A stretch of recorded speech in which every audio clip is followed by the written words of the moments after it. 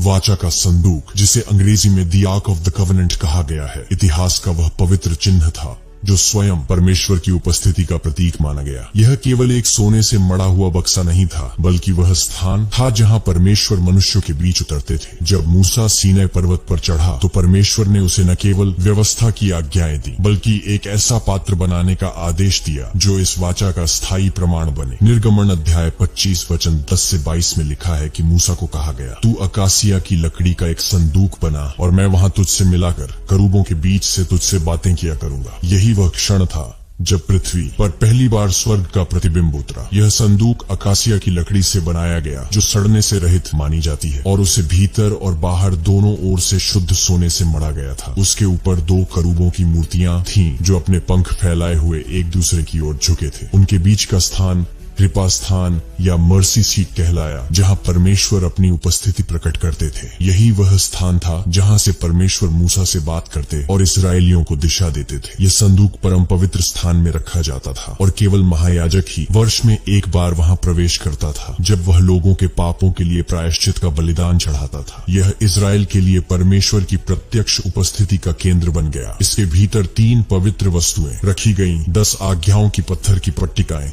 जो व्यवस्था की नींव थी, हारून की वह लाठी जिसने फूल खिलाए थे जो परमेश्वर की चुनी हुई सेवा का प्रतीक थी, और मन्ना का पात्र जो यह याद दिलाता था कि परमेश्वर हर दिन अपने लोगों की देखभाल करता है। यह संदूक केवल पवित्र वस्तुओं का घर नहीं था, बल्कि जीवित परमेश्वर की महिमा का निवास था। जब भी यह संदूक आगे बढ़ता, इस्राएल के लोग जानते थे कि परमेश्वर स्वयं उनके आगे चल रहे हैं। मूसा कहा करता था, हे यहोवा, जब तू उठे तो तेरे शत्रु तितर बितर हों। जब यह संदूक युद्ध में जाता तो इस्राएल को अजेय बना देता था, क्योंकि यह किसी वस्तु की नहीं बल्कि परमेश्वर की शक्ति की चाल थी। इसकी उपस्थिति इतनी पवित्र थी कि कोई मनुष्य इसे अपने हाथ से छू नहीं सकता था।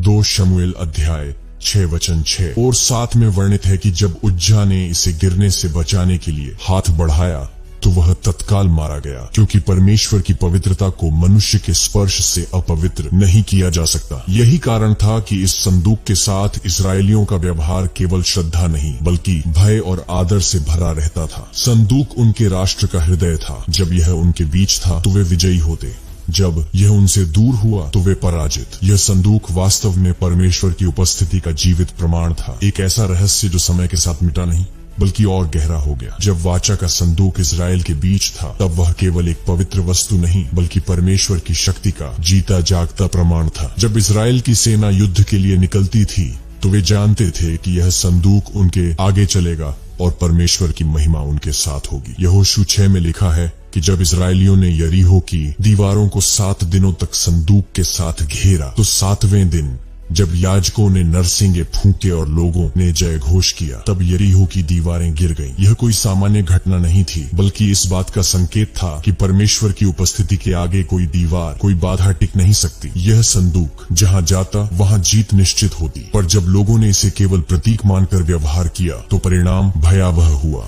1 शमूएल 4 में लिखा है कि जब इस्राएल पलिश्तियों से हारा तो उन्होंने सोचा कि संदूक को युद्ध में लाने से वे जीत जाएंगे, लेकिन जब वे अपने पापों से पश्चाताप नहीं किए थे तब परमेश्वर ने उनकी सहायता नहीं की और पलिश्तियों ने संदूक को छीन लिया। पलिश्ती इसे अपने देवता दागोन के मंदिर में ले गए, मानो वे इस्राएल के परमेश्वर को बंदी बना लाए हों। परंतु अगली ही सुबह उन्होंने देखा कि दागोन की मूर्ति संदूक के सामने मुंह के बल गिरी हुई है। उन्होंने मूर्ति को फिर खड़ा किया, पर अगले दिन उसका सिर और हाथ टूटे हुए पाए गए। यह परमेश्वर की शक्ति का प्रदर्शन था कि कोई भी झूठा देवता उसके सामने ठहर नहीं सकता। इसके बाद जहां जहां यह संदूक पलिश्तियों के नगरों में गया, वहां विपत्तियां आने लगी।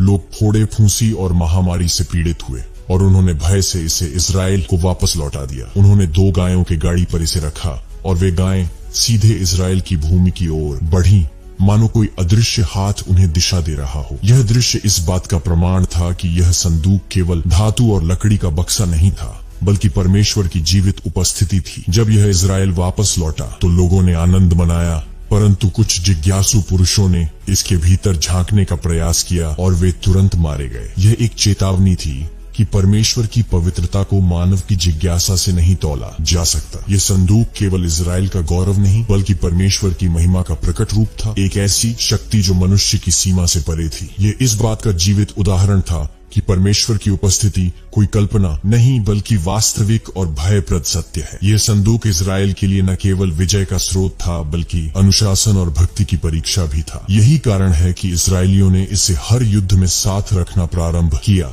क्योंकि वे जानते थे कि जब तक संदूक उनके बीच है, परमेश्वर स्वयं उनके साथ है। जब वाचा का संदूक इजराइल में फिर लौटा तो यह केवल एक वस्तु नहीं बल्कि राष्ट्र के लिए आशा का प्रतीक बन गया। यह समय था जब राजा साउल शासन कर रहा था, परंतु उसकी अवज्ञा और आत्मिक अंधकार के कारण संदूक अपने उचित स्थान पर नहीं पहुंच पाया। परमेश्वर ने साउल को अस्वीकार कर दिया और एक नए व्यक्ति को चुना, दाऊद, जो परमेश्वर के मन के अनुसार था। दाऊद का हृदय परमेश्वर के प्रति जलता था। वह जानता था कि जब तक परमेश्वर की उपस्थिति यरूशलेम में नहीं आती तब तक वह नगर वास्तव में धन्य नहीं हो सकता। उसने दृढ़ निश्चय किया कि वह संदूक को वापस लाएगा और उसे यरूशलेम में रखेगा, जहां से परमेश्वर की महिमा पूरे देश पर छा जाएगी। 2 शमूएल 6 में लिखा है कि जब दाऊद ने संदूक को अबीनादाब के घर से लाने का प्रयत्न किया तो उसने गलती से उसे नई गाड़ी पर रखवा दिया, जबकि परमेश्वर ने आज्ञा दी थी कि संदूक को केवल लेवियों द्वारा कांधों पर उठाया जाना चाहिए। जब गाड़ी लड़खड़ाई तो उज्जा नामक व्यक्ति ने हाथ बढ़ाकर संदूक को थाम लिया और तत्काल मर गया। यह घटना सबके लिए भय का कारण बनी और दाऊद भी स्तब्ध हो गया। उसे समझ आया कि परमेश्वर की उपस्थिति का सम्मान केवल नियत से नहीं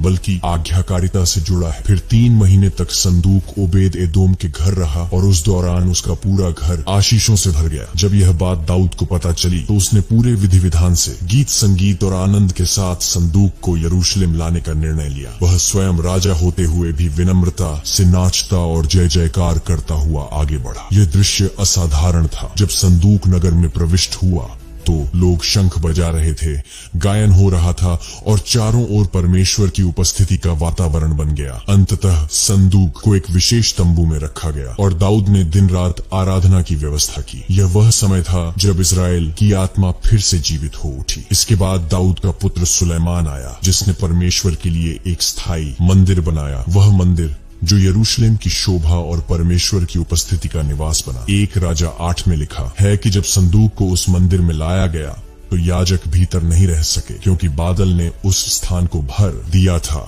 वह बादल परमेश्वर की महिमा थी। उस दिन सुलेमान ने घोषणा की कि यह स्थान अब केवल पत्थरों और दीवारों का नहीं बल्कि जीवित परमेश्वर का निवास है। संदूक को पवित्र पवित्रों में रखा गया और उसके भीतर केवल 2 पत्थर की पट्टिकाएं थीं, जिन पर परमेश्वर की आज्ञाएं लिखी थीं। यह वही क्षण था जब परमेश्वर की उपस्थिति इजराइल के बीच स्थिर हुई। वह क्षण जब धरती और स्वर्ग का संगम दिखाई दिया। परंतु यह भी एक चेतावनी थी, क्योंकि जब लोग परमेश्वर की आज्ञाओं से भटक गए तो वह महिमा उनसे दूर चली गई। जैसा कि यहेजकेल 10 में लिखा है कि परमेश्वर की महिमा मंदिर से उठी और नगर के ऊपर चली गई। यह आरंभ था उस रहस्य का जो आने वाले समय में और गहरा होने वाला था। वाचा का संदूक कहाँ गया? किसने उसे छिपाया? और क्या वह आज भी कहीं छिपा है या स्वर्ग में उठा लिया गया? यरूशलेम, वह नगर जहां परमेश्वर की महिमा कभी निवास करती थी, अब धीरे धीरे पाप और विद्रोह से भरने लगा था। सुलेमान के बाद जब राजाओं ने मूर्तियों की ओर झुकना शुरू किया, तब वह पवित्र उपस्थिति जो कभी बादल के रूप में मंदिर को भर देती थी, अब धीरे धीरे दूर होने लगी। यिर्मयाह नबी बार बार चेतावनी देते रहे कि यदि इस्राएल परमेश्वर की आज्ञाओं से विमुख रहेगा तो विनाश निश्चित है, परंतु किसी ने ध्यान नहीं दिया। वर्ष था 536 ईसा पूर्व। वह दिन जब बाबुल की सेना नबूकदनेस्सर के नेतृत्व में यरूशलेम की दीवारों को तोड़ती हुई भीतर प्रवेश कर गई। मंदिर की पवित्र दीवारें ध्वस्त हो गईं और आग की लपटों में स्वर्ण आच्छादित वह घर जलने लगा जिसमें कभी वाचा का संदूक रखा था। परंतु इतिहास एक रहस्य पर आकर रुक गया, क्योंकि उस विनाश के बाद किसी ने भी वाचा के संदूक को देखा नहीं। बाइबल में 2 इतिहास 35:3 में लिखा है कि राजा योशियाह ने याजकों से कहा था, वाचा का संदूक अब तुम अपने कंधों से उतार दो, अब यह यरूशलेम में स्थिर रहेगा। यह वचन संकेत देता है कि संदूक उस समय किसी सुरक्षित स्थान पर रखा गया था और यही वह समय था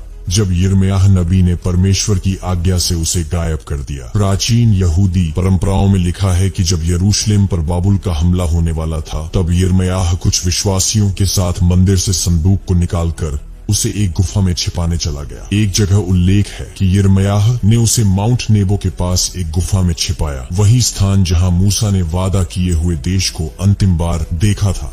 कहा जाता है कि जब उनके साथियों ने उस गुफा का मार्ग चिह्नित करने की कोशिश की तो यिर्मयाह ने मना किया और कहा, जब तक परमेश्वर फिर से अपनी महिमा प्रकट नहीं करेगा तब तक यह स्थान गुप्त रहेगा। इसके बाद से इतिहास मौन हो गया। न बाबुल की सेना को संदूक मिला, न किसी राष्ट्र को उसका कोई निशान। जो वस्तु कभी इसराइल की विजय का कारण थी अब रहस्य में डूब गई। कुछ विद्वान मानते हैं कि उसे याजकों ने मंदिर की गहराइयों में छिपा दिया। कुछ कहते हैं कि वह स्वर्ग उठा ली गई। यहेजकेल नबी ने उस समय एक दृश्य देखा था। परमेश्वर की महिमा मंदिर से उठी और नगर से चली गई। क्या वही क्षण था जब संदूक की आत्मिक उपस्थिति भी उठा ली गई? यह प्रश्न आज भी अनुत्तरित है। उस समय से लेकर अब तक हजारों वर्षों से हर राष्ट्र, हर धर्मशास्त्री और हर खोजकर्ता इसी रहस्य को सुलझाने की कोशिश करता रहा है कि वाचा का संदूक कहाँ गया। परंतु शायद परमेश्वर ने स्वयं इस रहस्य को छिपा रखा है ताकि जो इसे ढूंढे वह केवल स्वर्ण संदूक को नहीं बल्कि उसकी आत्मिक सच्चाई को खोजे। क्योंकि जो वस्तु पृथ्वी पर थी वह केवल एक प्रतीक थी। असली वाचा स्वर्गीय थी और उसकी उपस्थिति आज भी उन लोगों में प्रकट होती है जो उसके मार्ग पर चलते हैं। हजारों साल बीत चुके हैं पर वाचा के संदूक का रहस्य आज भी वैसा ही जीवित है जैसा यिर्मयाह के समय था। इतिहास मौन है लेकिन दुनिया भर के शोधकर्ता और आध्यात्मिक खोजी अब भी इसकी तलाश में लगे हैं। कई सिद्धांत उभरे, कुछ धार्मिक, कुछ ऐतिहासिक और कुछ इतने रहस्यमय कि उनमें आस्था और रहस्य का संगम महसूस होता है। पहला सिद्धांत है माउंट नेबो थ्योरी, जिसके अनुसार यिर्मयाह नबी ने संदूक को उसी पर्वत की गुफा में छिपाया जहां मूसा ने वादा किए हुए देश को देखने के बाद प्राण त्यागे थे। ये स्थान आज जॉर्डन में है और वहां कई प्राचीन गुफाएं मिली हैं जिनमें पुरातत्वविदों को पवित्र वस्तुओं के संकेत मिले हैं, लेकिन कोई निश्चित प्रमाण नहीं। कहा जाता है कि जब उस क्षेत्र में खुदाई की कोशिश की गई तो कई बार रहस्यमय रुकावटें आईं, जैसे कि प्रकृति स्वयं उस रहस्य की रक्षा कर रही हो। दूसरा सिद्धांत है इथियोपिया थियरी, जो शायद सबसे प्रसिद्ध है। इसके अनुसार वाचा का संदूक इथियोपिया के एक्सम नगर में स्थित सेंट मेरी ऑफ जायन चर्च में आज भी सुरक्षित है। वहां के पादरी दावा करते हैं कि यह वही मूल संदूक है जिसे राजा मेनेलिक प्रथम, जो राजा सुलेमान और शेबा की रानी का पुत्र बताया जाता है, इजराइल से इथियोपिया लेकर आया था। चर्च का एक पवित्र रक्षक आज भी दिन रात उस संदूक की देखभाल करता है और किसी को उसे देखने की अनुमति नहीं। कई विदेशी विद्वानों ने कोशिश की पर कोई भी उसके भीतर प्रवेश नहीं कर सका। तीसरा सिद्धांत है टेम्पल माउंट थ्योरी, जिसके अनुसार संदूक अब भी यरूशलेम के मंदिर पर्वत के नीचे छिपा हुआ है। पुरातात्विक खुदाई में जब उस क्षेत्र के नीचे सुरंगों की खोज की गई तो यह माना गया कि संभव है संदूक को मंदिर के विनाश से पहले किसी गुप्त सुरंग में रखा गया हो। यह क्षेत्र आज भी अत्यधिक संवेदनशील है और वहां खुदाई पर प्रतिबंध है, मानो परमेश्वर ने स्वयं उसकी रक्षा के लिए सीमाएं खींच दी हो। चौथा सिद्धांत है माउंट साइनाई थ्योरी, जो कहता है कि जब इजराइल के कुछ याजक बाबुल की सेना से बचने के लिए दक्षिण की ओर भागे तब वे संदूक को लेकर सिनाई डिजर्ट में चले गए और वहां किसी पवित्र पर्वत के नीचे उसे छिपा दिया। कुछ पुरातत्वविदों ने वहां ऐसी चट्टानें और निशान देखे हैं जो एक्सोडस के वर्णन से मिलते जुलते हैं। और फिर आता है पांचवा सिद्धांत रॉन वायट डिस्कवरी थ्योरी, जो सबसे विवादास्पद लेकिन रोमांचक माना जाता है। अमेरिकी शोधकर्ता रॉन वायट ने 1980 के दशक में दावा किया था कि उसने यरूशलेम में उस स्थान के नीचे जहां यीशु को क्रूस पर चढ़ाया गया था एक गुफा खोजी और उसी में वाचा का संदूक पाया। उसने कहा कि जब उसने मर्सी सीट पर सूखे रक्त के निशान देखे और उसका परीक्षण करवाया तो उसमें केवल 24 क्रोमोसोम पाए गए जो किसी भी मनुष्य से भिन्न थे। वाइट का कहना था कि वह रक्त स्वयं यीशु मसीह का था जो क्रूस पर बहकर ठीक उस मर्सी सीट पर गिरा जहां पहले पशु बलियों का रक्त चढ़ाया जाता था। ये रहस्य इतना गहरा था कि इजराइल सरकार ने बाद में उस स्थान को सील करवा दिया और आधिकारिक बयान देने से इनकार कर दिया। परंतु वायट की यह खोज आज भी उन लोगों के लिए विश्वास का विषय है जो मानते हैं कि परमेश्वर ने संदूक को नष्ट नहीं होने दिया बल्कि उसे उसी स्थान पर रखा जहां उसका उद्देश्य पूरा हुआ। इन सभी सिद्धांतों में एक समानता है, हर स्थान पर रहस्य, हर खोज के पीछे किसी अदृश्य शक्ति की उपस्थिति। शायद यही कारण है कि कोई भी संदूक को ढूंढ नहीं पाया, क्योंकि यह केवल एक वस्तु नहीं बल्कि परमेश्वर की महिमा का प्रतीक है और जब तक उसका समय नहीं आता यह संसार उसकी झलक भी नहीं पा सकेगा। 20वीं सदी के अंत तक जब आधुनिक पुरातत्व ने बाइबल के रहस्यों पर ध्यान देना शुरू किया, तब वाचा के संदूक की खोज फिर से तेज हुई। कई देशों की टीमें, गुप्त सरकारी परियोजनाएं और धार्मिक संस्थाएं सब अपने अपने तरीके से इस दिव्य वस्तु की तलाश में जुट गईं। सबसे अधिक चर्चा में आया नाम था रॉन वायट का, एक साधारण अमेरिकी खोजकर्ता जिसने दावा किया कि उसने उस पवित्र संदूक को ढूंढ निकाला। वायट ने 1982 में यरूशलेम के पास उस पहाड़ी क्षेत्र में खुदाई की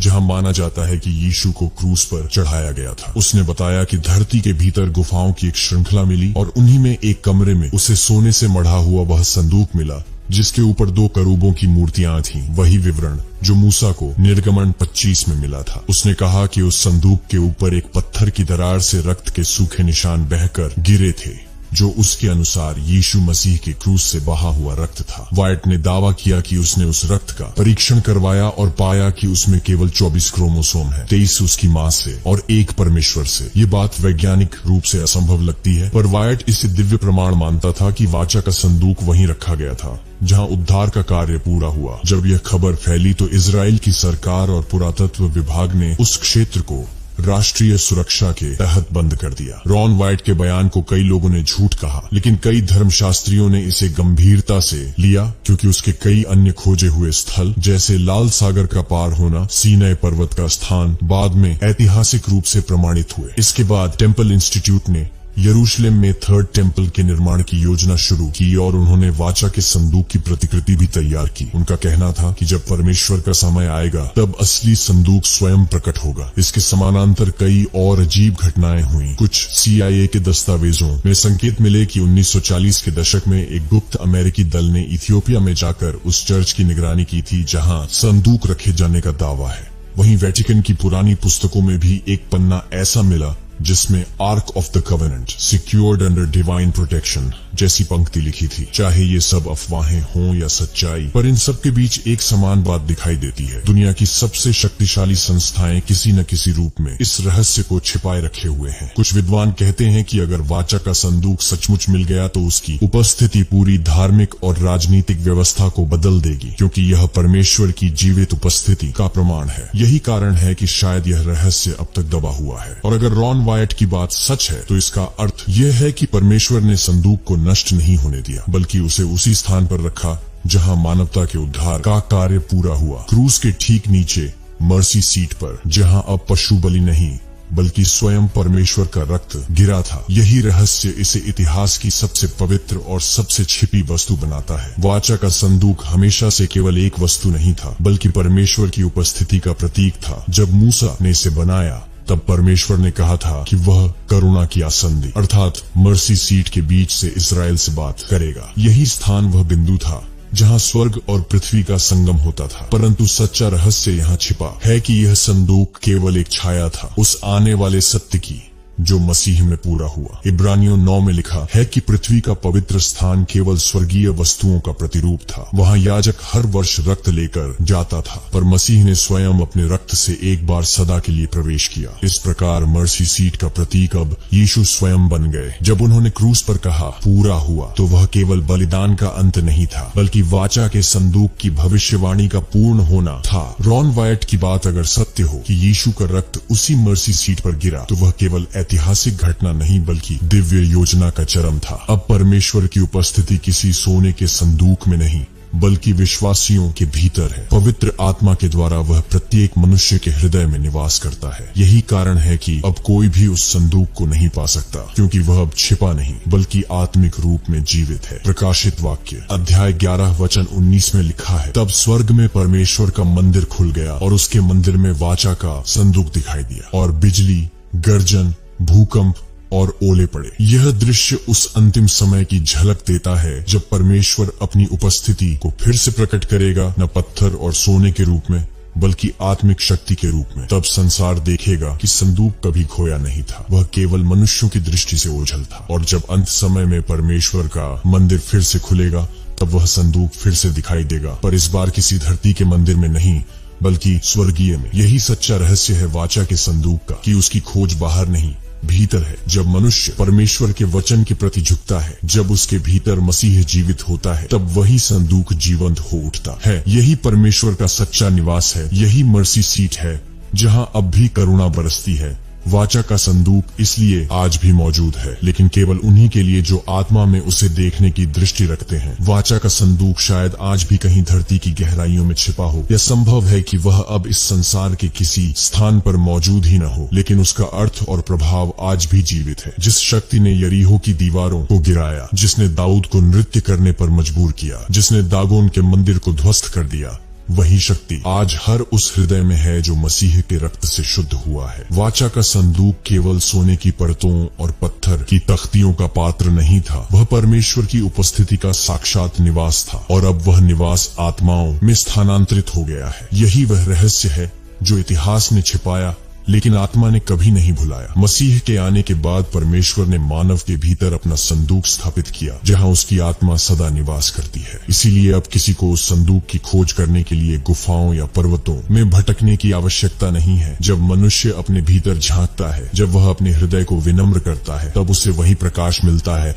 जो कभी करूबों के बीच चमकता था। यही वह छिपी उपस्थिति है जो अंत समय में फिर प्रकट होगी, लेकिन इस बार किसी वस्तु के रूप में नहीं, बल्कि सत्य के रूप में। क्योंकि प्रकाशित वाक्य में लिखा है कि जब स्वर्ग खुला तब वाचा का संदूक दिखाई दिया। यह वही क्षण है जब परमेश्वर अपनी महिमा फिर से प्रकट करेगा और हर आंख उसे देखेगी। तब यह संसार समझेगा कि परमेश्वर की उपस्थिति कभी खोई नहीं थी, बस छिपी हुई थी मनुष्य की आत्मा की गहराई में। वाचा का संदूक इस बात का प्रमाण है कि परमेश्वर का वचन सदा अटल है, और उसकी उपस्थिति समय या स्थान से सीमित नहीं। चाहे मंदिर नष्ट हो गए हों, राजाओं की सत्ता मिट गई हो, लेकिन उसकी महिमा नहीं मिटती। वह आज भी बोलता है उसी मर्सी सीट से, अब हमारे हृदय के भीतर। यही उसका रहस्य है, यही उसका वचन, और यही उसकी वाचा कि वह अपने लोगों के बीच रहेगा, अब और सदा के लिए। यही वह क्षण है जब खोज समाप्त होती है और आत्मा कहती है संदूक नहीं खोया, वह हमेशा यही था। अगर आपको ये वीडियो पसंद आए तो वीडियो को लाइक करें, अपने प्रियजनों के साथ शेयर जरूर करें। आपके अपने चैनल को सब्सक्राइब करना ना भूले, ताकि नई वीडियो का नोटिफिकेशन आपको मिल सके। मिलते हैं नई वीडियो में, तब तक के लिए परमेश्वर आप सभी को आशीष दे। आमीन।